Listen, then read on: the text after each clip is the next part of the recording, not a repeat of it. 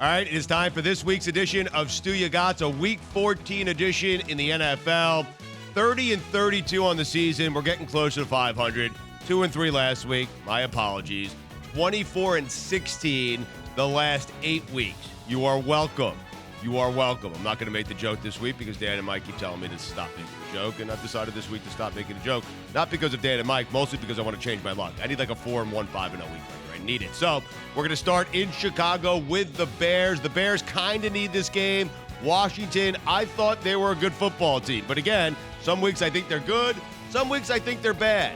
Last week I thought they were going to be good at home. They weren't. They were bad. They lost at home. Now I have no confidence in Kirk Cousins and the Washington Redskins. So I like the Bears here. The Bears are -3 at home. I think Chicago wins this game by a touchdown. We go to Green Bay. The Packers taking on the Cowboys. This was supposed to be one of the great regular season games this year in the NFL, a rematch from last year's playoffs, but the Cowboys are decimated.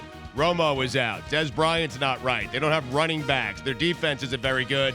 Aaron Rodgers is upset. They've had some time to rest here. So I think the Packers -7 at home. I think the Packers win this game. Rodgers makes a statement. The team makes a statement, and they say, hey, we're still the team to beat here in the NFC. Did anyone ever think that in the first place? I don't think so. Well, yeah, we did. I think after the first 5 or 6 weeks, right? So the Packers, -7 at home against the Cowboys. I think the Packers win this game by 21 points. It's simple. One team has Aaron Rodgers. The other one has Matt Castle. We go to Baltimore. The Ravens, talking about being decimated and banged up. The Ravens don't have anyone healthy. Wide receivers are hurt. Quarterbacks are hurt. Running backs are hurt. And I can't name a single guy in their defense.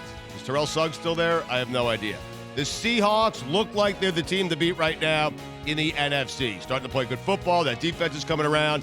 And as I said during my weekend observations on Monday, Russell Wilson is knocking. He's knocking on that top-tier quarterback door in the NFL. Knock, knock.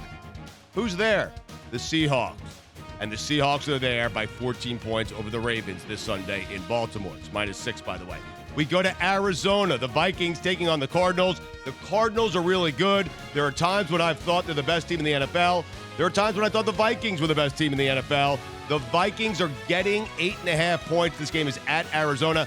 I think Arizona wins, but I think Peterson gets the ball a lot because he only got it 8 times last week. He complained about it.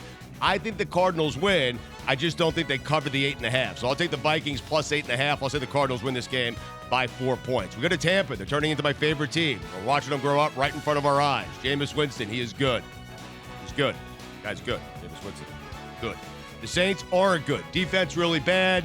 Offense is okay. The Bucs are at home. The Bucs are -3.5, and the Bucs are in the playoff hunt, so they need this game, and I think the Bucs get it. I think the Bucs -3.5 at home against the Saints is a good pick. I think the Bucs win this game by 10 points in large part because Jameis is very good, and the Saints defense is just, they're not good. They're awful. It's like not even putting, they'd have a better defense if they literally put no one out on the field to play defense. Their defense would have a better shot at stopping an offense. So I have the Bucs -3.5 at home against the Saints. Those are your picks. Stugotz, Week 14 edition in the NFL. Good luck, everyone.